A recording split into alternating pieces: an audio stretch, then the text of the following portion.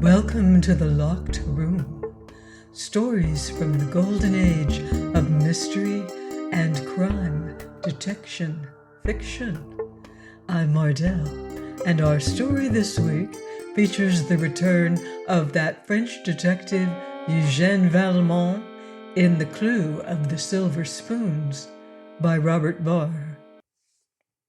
When the card was brought in to me, I looked upon it with some misgiving, for I scented a commercial transaction, and although such cases are lucrative enough, nevertheless, I, Eugène Valmont, formerly high in the service of the French government, do not care to be connected with them.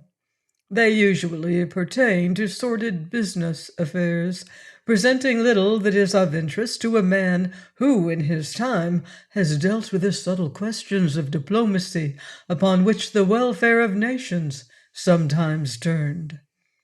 The name of Bentham Gibbs is familiar to everyone, connected as it is with the much advertised pickles, whose glaring announcements in crude crimson and green strike the eye throughout Great Britain and shock the artistic sense whenever seen. Me, I have never tasted them, and shall not so long as a French restaurant remains open in London. But I doubt not they are as pronounced to the palate as their advertisement is distressing to the eye. If then this gross pickle manufacturer expected me to track down those who were infringing upon the recipes for making his so-called sauces, chutneys, and the like, he would find himself mistaken, for I was now in a position to pick and choose my cases, and a case of pickles did not allure me. "Beware of imitations," said the advertisement, "none genuine without a facsimile of the signature of Bentham Gibbs." Ah, well, not for me were either the pickles or the tracking of imitators. A forged check, yes, if you like, but the forged signature of Mr. Gibbs on a pickle bottle was out of my line. Nevertheless, I said to Armand, "Show the gentleman in," and he did so.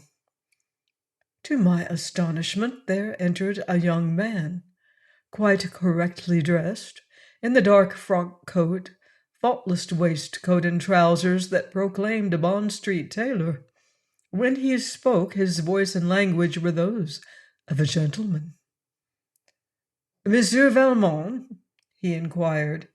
"At your service," I replied, bowing and waving my hand as Armand placed a chair for him and withdrew.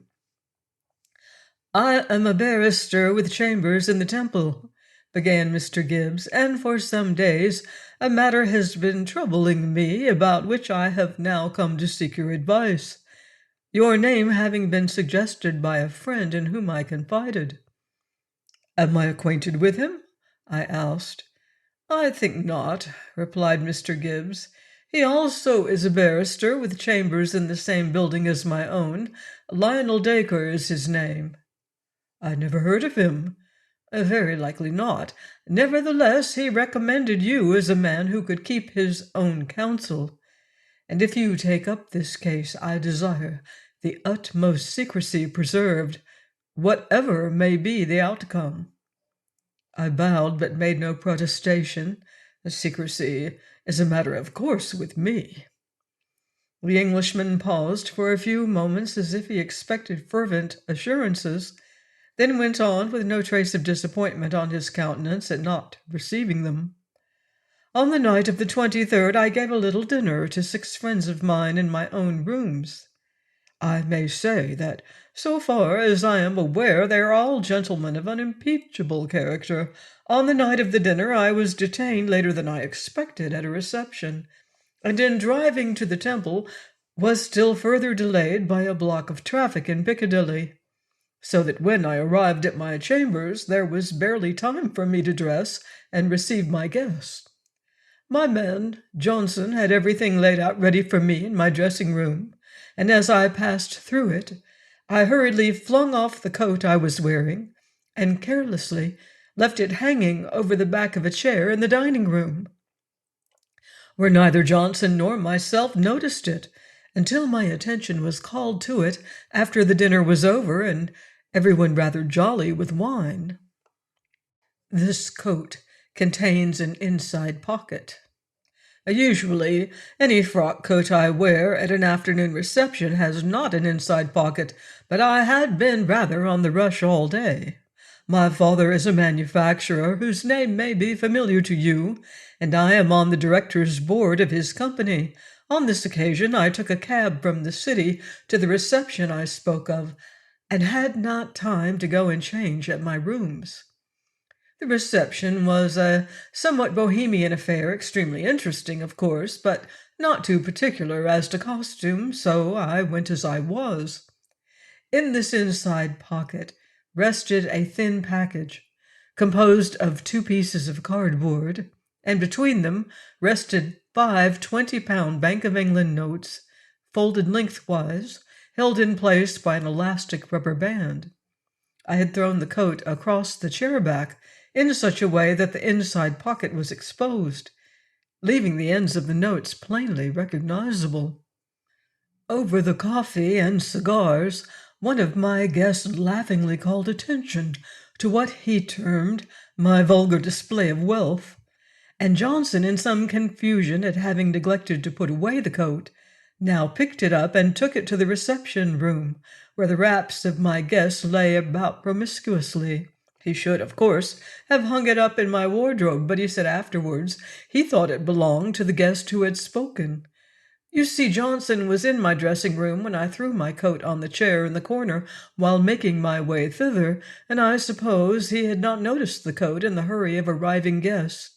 Otherwise he would have put it where it belonged. After everybody had gone, Johnson came to me and said the coat was there, but the package was missing, nor has any trace of it been found since that night.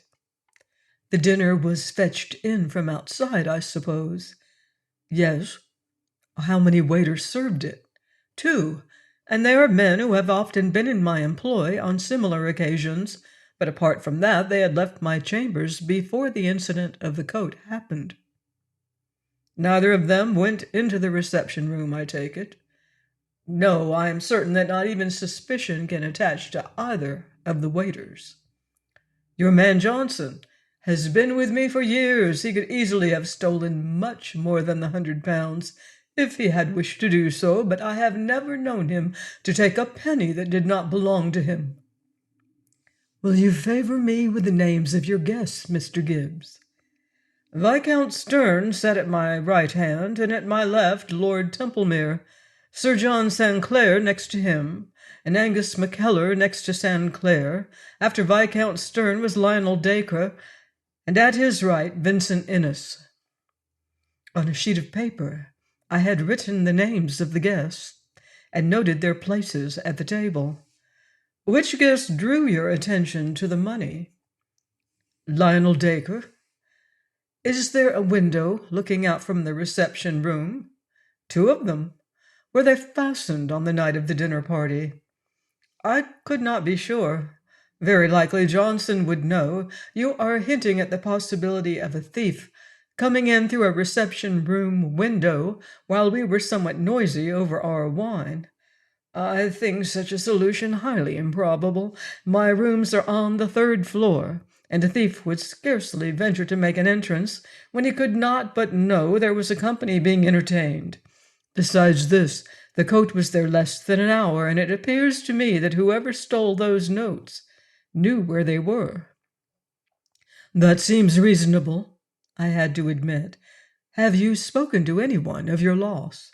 To no one but Dacre, who recommended me to see you. Oh, yes, and to Johnson, of course. I could not help noting that this was the 4th or 5th time Dacre's name had come up during our conversation. What of Dacre? I asked. Oh, well, you see, he occupies chambers in the same building on the ground floor. He's a very good fellow.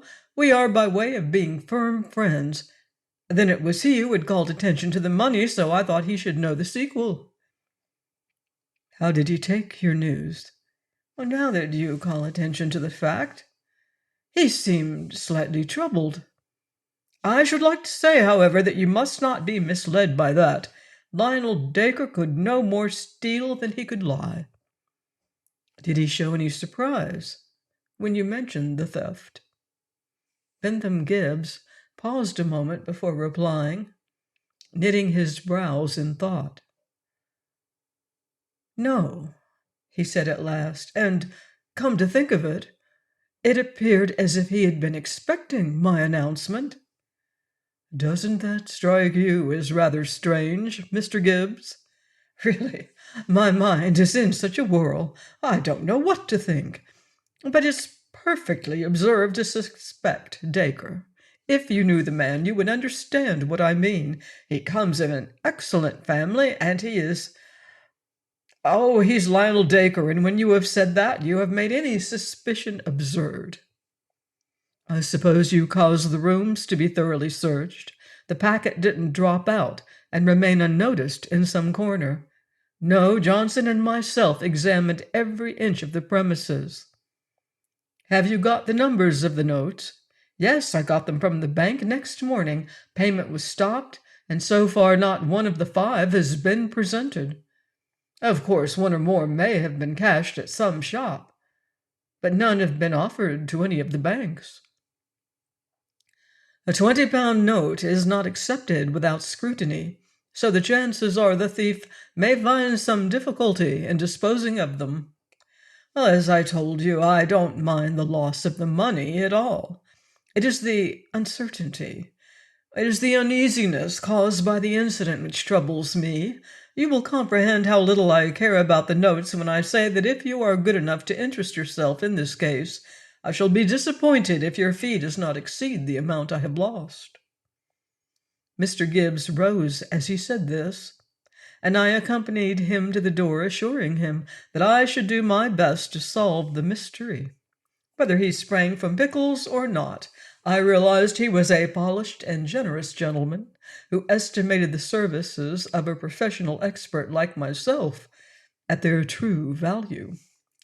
I shall not set down the details of my researches during the following few days, because the trend of them must be gone over in the account of that remarkable interview in which I took part somewhat later. Suffice it to say that an examination of the rooms and a close cross-questioning of Johnson satisfied me he and the 2 waiters were innocent. I became certain no thief had made his way through the window, and finally I arrived at the conclusion that the notes were stolen by one of the guests. Further investigation convinced me that the thief was no other than Lionel Dacre, the only one of the 6 in pressing need of money at this time. I caused Dacre to be shadowed, and during one of his absences made the acquaintance of his man Hopper, a surly, impolite brute who accepted my golden sovereign quickly enough, but gave me little in exchange for it. While I conversed with him, there arrived in the passage where we were talking together a huge case of champagne, bearing one of the best-known names in the trade, and branded as being of the vintage of '78. Now, I knew that the product of Camelot Freres was not bought as cheaply as British beer, and I also had learned that 2 short weeks before, Mr. Lionel Dacre was at his wits' end for money. Yet here he was, still the same briefless barrister he had ever been. On the morning after my unsatisfactory conversation with his man Hopper, I was astonished to receive the following note, written on a dainty correspondence card. 3 and 4 Vellum Buildings, Inner Temple, E.C. Mr. Lionel Dacre presents his compliments to Monsieur Eugène Valmont, and would be obliged if Monsieur Valmont could make it convenient to call upon him in his chambers tomorrow morning at 11. Had the young man become aware that he was being shadowed, or had the surly servant informed him of the inquiries made? I was soon to know. I called punctually at 11 next morning, and was received with charming urbanity by Mr. Dacre himself. The taciturn Hopper had evidently been sent away for the occasion. "My dear Monsieur Valmont, I'm delighted to meet you, began the young man with more of effusiveness than I had ever noticed in an Englishman before, although his very next words supplied an explanation that did not occur to me until afterwards as somewhat far-fetched. I believe we are by the way of being countrymen, and therefore, although the hour is early, I hope you will allow me to offer you some of this bottled sunshine of the year 78 from La Belle France, to whose prosperity and honor we shall drink together. For such a toast, any hour is propitious. And to my amazement, he brought forth from the case I had seen arrive 2 days before a bottle of that superb Camelot Frere 78. Now, said I to myself, it is going to be difficult to keep a clear head if the aroma of this nectar rises to the brain. But tempting as is the cup, I shall drink sparingly, and hope he may not be so judicious. Sensitive, I had already experienced the charm of his personality, and well understood the friendship Mr. Bentham Gibbs felt for him. But I saw the trap spread before me. He expected, under the influence of champagne and courtesy, to extract a promise from me, which I must find myself unable to give. Sir, you interest me by claiming kinship with France. I had understood that you belonged to one of the oldest families of England. Ah, England, he cried, with an expressive gesture of outspreading hands, truly Parisian in its significance. The trunk belongs to England, of course, but the root— Ah, the root! Monsieur Valmont penetrated the soil from which this wine of the gods has been drawn. Then, filling my glass and his own, he cried, To France, which my family left in the year 1066. I could not help laughing at his fervent ejaculation. 1066, with William the Conqueror? That is a long time ago, Mr. Dacre. In years, perhaps, in feelings, but a day. My forefathers came over to steal, and Lord, how well they accomplished it. They stole the whole country. Something like a theft, say I, under that prince of robbers whom you have well named the Conqueror. In our secret hearts we all admire a great thief, and if not a great one, then an expert one, who covers his tracks so perfectly that the hounds of justice are baffled in attempting to follow them. Now, even you, Monsieur Valmont, I can see you are the most generous of men, with a lively sympathy found to perfection only in France. Even you must suffer a pang of regret when you lay a thief by the heels, who has done his task deftly. I fear, Mr. Dacre, you credit me with a magnanimity to which I dare not lay claim. The criminal is a danger to society. True, true. You are in the right, Monsieur Valmont. Still, admit there are cases that would touch you tenderly.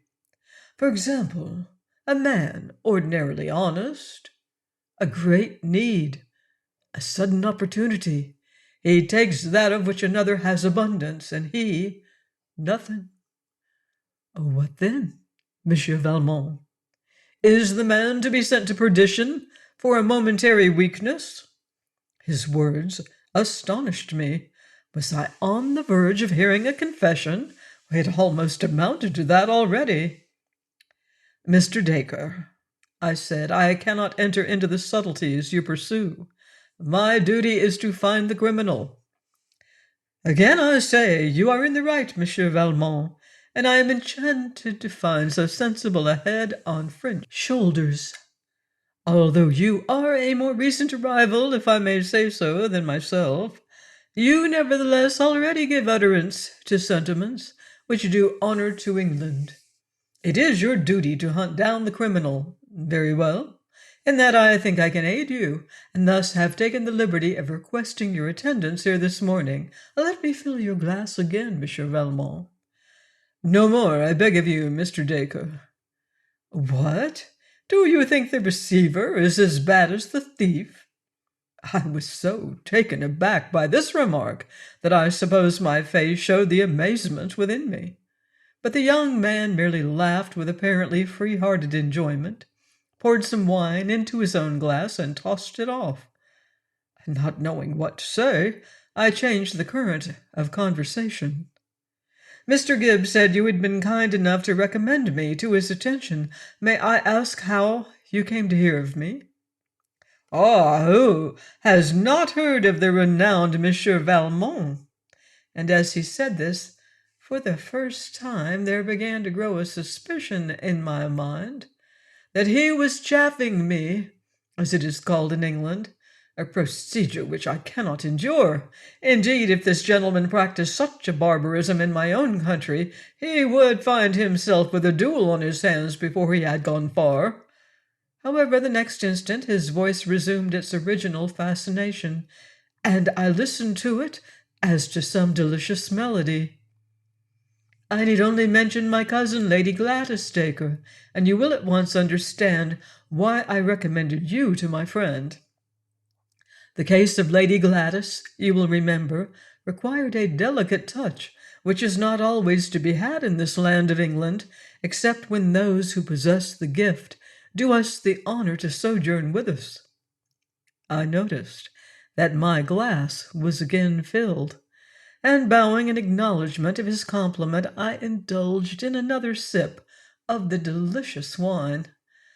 I sighed, for I began to realize it was going to be very difficult for me, in spite of my disclaimer, to tell this man's friend he had stolen the money.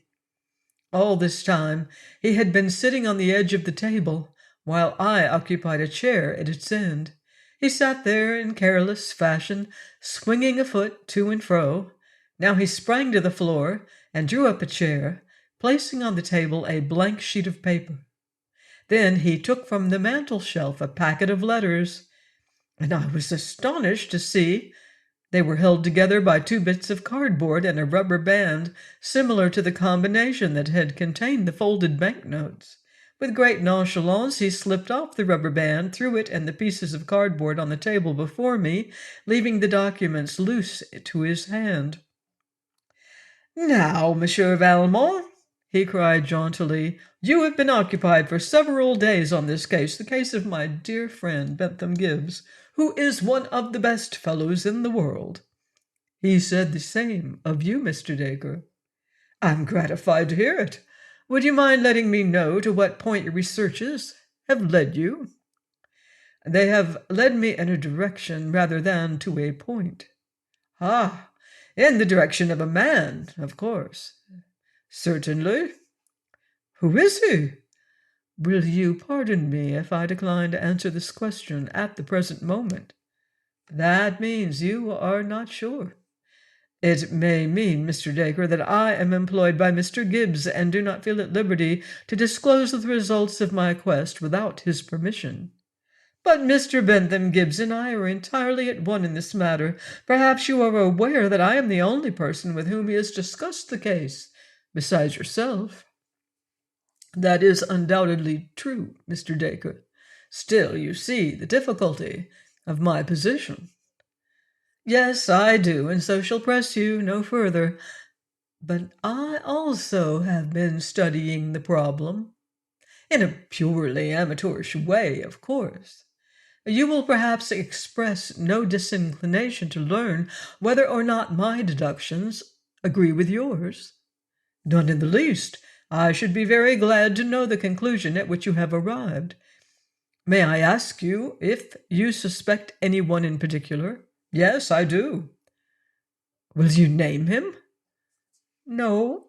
I shall copy the admirable reticence you yourself have shown. And now let us attack this mystery in a sane and businesslike manner. You have already examined the room. Well, here is a rough sketch of it. There is the table. In this corner stood the chair on which the coat was flung. Here sat Gibbs at the head of the table. Those on the left-hand side had their backs to the chair. I, being on the center to the right, saw the chair, the coat, and the notes, and called attention to them. Now, our first duty is to find a motive." If it were a murder, our motive might be hatred, revenge, robbery, or what you like. As it is simply the stealing of money, the man must either have been a born thief or else some hitherto innocent person pressed to the crime by great necessity. Do you agree with me, Monsieur Valmont? Perfectly. You follow exactly the line of my own reasoning. Very well, it is unlikely that a born thief was one of Mr. Gibbs' guests. Therefore, we are reduced to look for a man under the spur of necessity, a man who has no money of his own, but who must raise a certain amount, let us say by a certain date. If we can find such a man in that company, do you not agree with me that he is likely to be the thief? Yes, I do. Then let us start our process of elimination. Out goes Viscount Stern, a lucky individual with 20,000 acres of land and God only knows what income. I mark off the name of Lord Templemere, one of His Majesty's judges, entirely above suspicion. Next, Sir John Sanclair, he also is rich, but Vincent Innes is still richer. So the pencil obliterates both names. Now we arrive at Angus McKellar, an author of some note, as you are well aware, deriving a good income from his books and a better one from his plays, a canny Scot. So we may rub his name from our paper and our memory. How do my erasures correspond with yours, Monsieur Valmont? They correspond exactly, Mr. Dacre. I am flattered to hear it. There remains one name untouched, Mr. Lionel Dacre, the descendant, as I have said, of robbers. I have not said so, Mr. Dacre. Ah, my dear Valmont, the politeness of your country asserts itself. Let us not be deluded, but follow our inquiry wherever it leads. I suspect Lionel Dacre. What do you know of his circumstances before the dinner of the 23rd? As I made no reply, he looked up at me with his frank, boyish face, illuminated by a winning smile. You know nothing of his circumstances? He asked. It grieves me to state that I do. Mr. Lionel Dacre was penniless on the night of the dinner. Oh, don't exaggerate, Monsieur Valmont, cried Dacre with a gesture of pathetic protest. His pocket held 1 sixpence, 2 pennies, and a halfpenny. Now, how came you to suspect he was penniless? I know he ordered a case of champagne from the London representative of Camelot Frere, and was refused unless he paid the money down. Quite right. And then when you were talking to Hopper, you saw that case of champagne delivered. Excellent, excellent, Monsieur Valmont. But will a man steal, think you? Even to supply himself with so delicious a wine as this we have been tasting? Ah, by the way, forgive my neglect. Allow me to fill your glass, Monsieur Valmont. Not another drop, if you will excuse me, Mr. Dacre. Ah, yes, champagne should not be mixed with evidence. When we have finished, perhaps. Now, what further proof have you discovered, monsieur? I hold proof that Mr. Dacre was threatened with bankruptcy if on the 24th he did not pay a bill of £78 that had been long outstanding. I hold proof that this was paid, not on the 24th, but on the 26th. Mr. Dacre had gone to the solicitor and assured him he would pay the money on that date, whereupon he was given 2 days' grace. Oh, well, he was entitled to 3, you know, in law. Yes, there, Monsieur Valmont, you touch the fatal point. The threat of bankruptcy will drive a man in Dacre's position to almost any crime. Bankruptcy to a barrister means ruin. It means a career blighted. It means a life buried with little chance of resurrection. I see you grasp the supreme importance of that bit of evidence. The case of champagne is as nothing compared with it. And this reminds me that in the crisis now upon us, I shall take another sip, with your permission. Sure you won't join me? Not at this juncture, Mr. Dacre. I envy your moderation. Here's to the success of our search, Monsieur Valmont.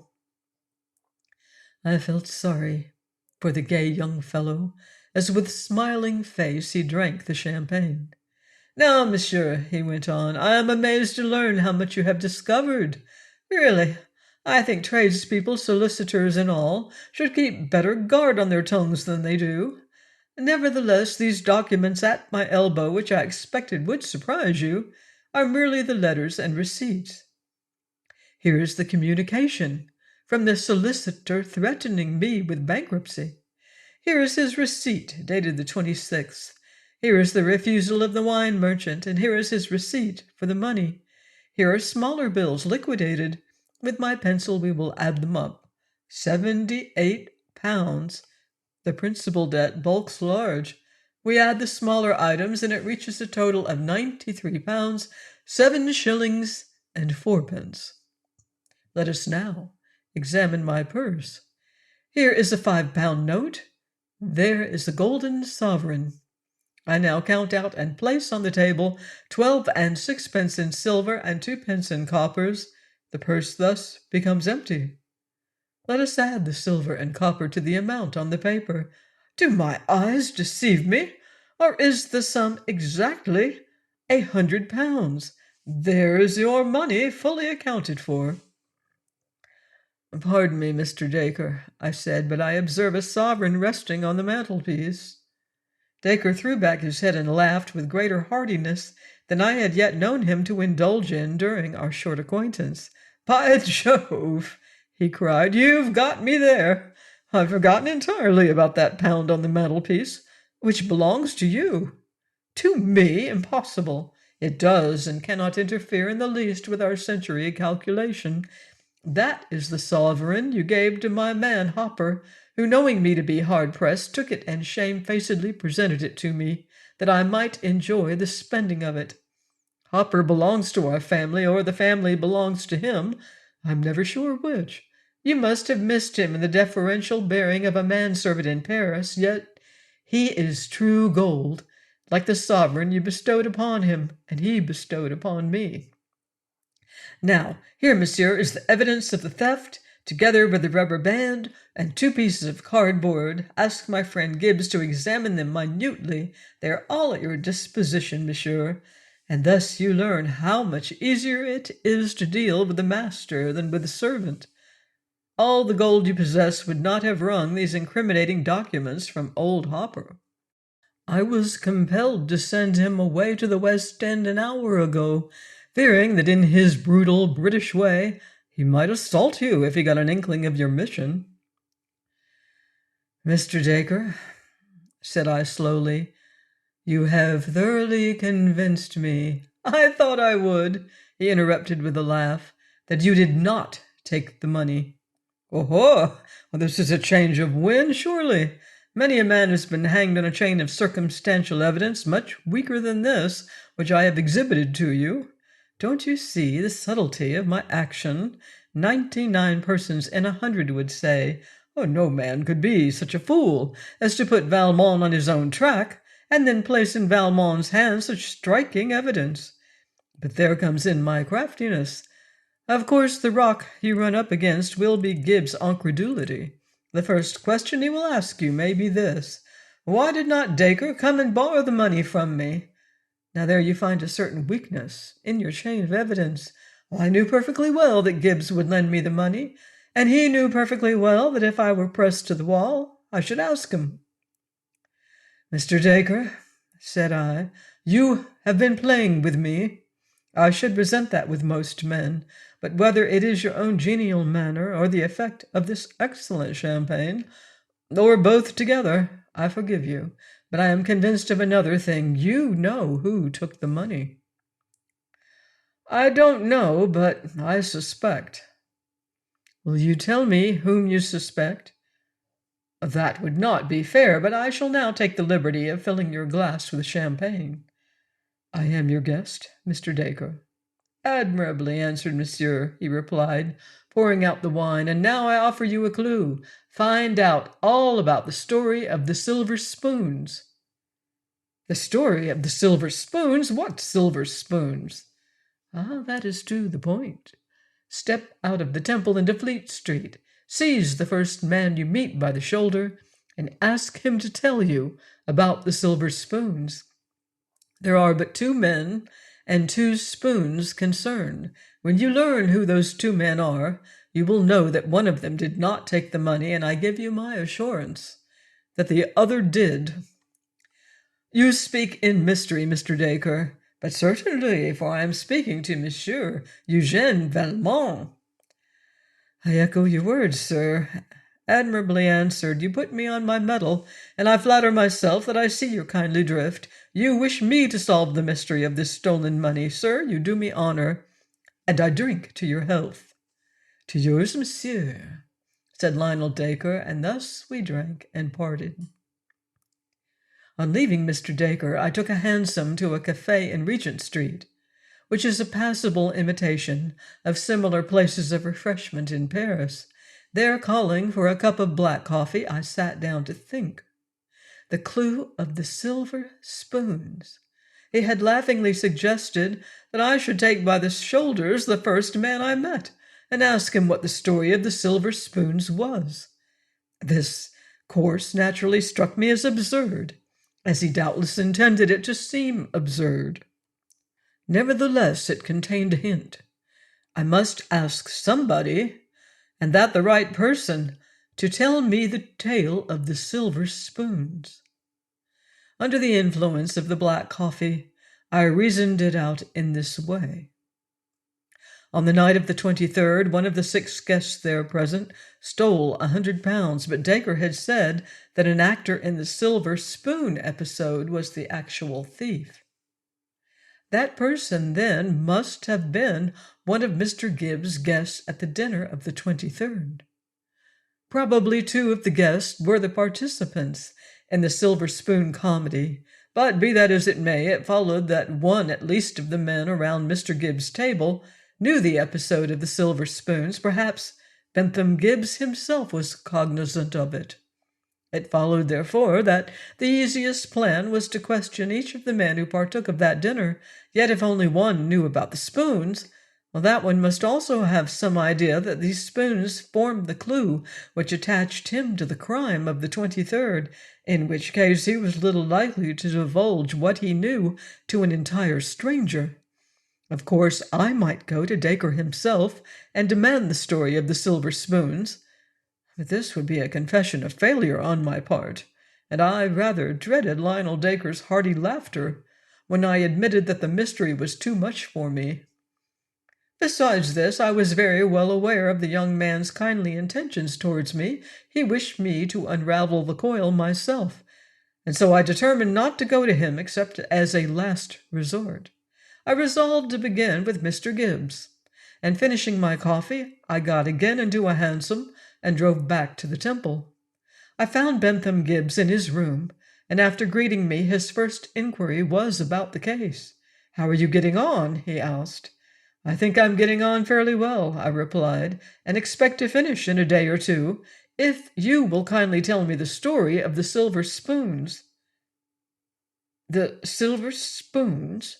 he echoed, quite evidently not understanding me. "There happened an incident in which 2 men were engaged, and this incident related to a pair of silver spoons. I want to get the particulars of that." "I haven't the slightest idea what you are talking about," replied Gibbs, thoroughly bewildered. "You will need to be more definite, I fear, if you are to get any help from me." "I cannot be more definite because I have already told you all I know." "What bearing has all this on our own case?" "I was informed that if I got hold of the clue of the silver spoons, I should be in a fair way of settling our case." "Who told you that?" "Mr. Lionel Dacre." "Oh, does Dacre refer to his own conjuring?" "I don't know, I'm sure. What was his conjuring?" "A very clever trick he did one night at dinner here, about 2 months ago." "Had it anything to do with silver spoons?" "Well, it was silver spoons or silver forks or something of that kind. I had entirely forgotten the incident. So far as I recollect at the moment, there was a sleight of hand man of great expertness in one of the music halls, and the talk turned upon him. Then Dacre said the tricks he did were easy, and holding up a spoon or a fork, I don't remember which, he professed his ability to make it disappear before our eyes, to be found afterwards in the clothing of someone there present. Several offered to bet that he could do nothing of the kind, but he said he would bet with no one but Innes, who sat opposite him. Innes, with some reluctance, accepted the bet, and then Dacre, with a great show of the usual conjurer's gesticulations, spread forth his empty hands and said we should find the spoon in Innes's pocket. And there, sure enough, it was. It seemed a proper sleight of hand trick, but we were never able to get him to repeat it. "Thank you very much, Mr. Gibbs. I think I see daylight now." "If you do, you are cleverer than I by a long chalk," cried Bentham Gibbs as I took my departure. I went directly downstairs and knocked at Mr. Dacre's door once more. He opened the door himself, his man not yet having returned. "Ah, monsieur," he cried, "back already? You don't mean to tell me you have so soon got to the bottom of the silver spoon entanglement?" "I think I have, Mr. Dacre. You were sitting at dinner opposite Mr. Vincent Innes. You saw him conceal a silver spoon in his pocket. You probably waited for some time to understand what he meant by this, and as he did not return the spoon to its place, you proposed a conjuring trick, made the bet with him, and thus the spoon was returned to the table." "Excellent. Excellent, monsieur. Why, that is very nearly what occurred, except that I acted at once. I had had experiences with Mr. Vincent Innes before. Never did he enter these rooms of mine without my missing some little trinket after he was gone. Although Mr. Innes is a very rich person, I am not a man of many possessions, so if anything is taken, I meet little difficulty in coming to a knowledge of my loss. Of course, I never mentioned these abstractions to him. They were all trivial, as I have said, and so far as the silver spoon was concerned, it was of no great value either. But I thought the bet and recovery of the spoon would teach him a lesson. It apparently has not done so. On the night of the 23rd, he sat at my right hand, as you will see by consulting your diagram of the table and the guests. I asked him a question twice to which he did not reply, and looking at him, I was startled by the expression in his eyes. They were fixed on a distant corner of the room. Following his gaze, I saw what he was staring at with such hypnotizing concentration. So absorbed was he in contemplation of the packet there so plainly exposed, now my attention was turned to it, that he seemed to be entirely oblivious of what was going on around him. I roused him from his trance by jocularly calling Gibbs' attention to the display of money. I expected, in this way, to save Innes from committing the act which he seemingly did commit. Imagine, then, the dilemma in which I was placed. When Gibbs confided to me the morning after what had occurred the night before, I was positive Innes had taken the money, yet I possessed no proof of it. I could not tell Gibbs, and I dared not speak to Innes. Of course, monsieur, you do not need to be told that Innes is not a thief in the ordinary sense of the word. He has no need to steal, and yet apparently cannot help doing so. I am sure that no attempt has been made to pass those notes. They are doubtless resting securely in his house at Kensington. He is, in fact, a kleptomaniac, or maniac of some sort. And now, monsieur, was my hint regarding the silver spoons of any value to you? Oh, of the most infinite value, Mr. Dacre. Then let me make another suggestion.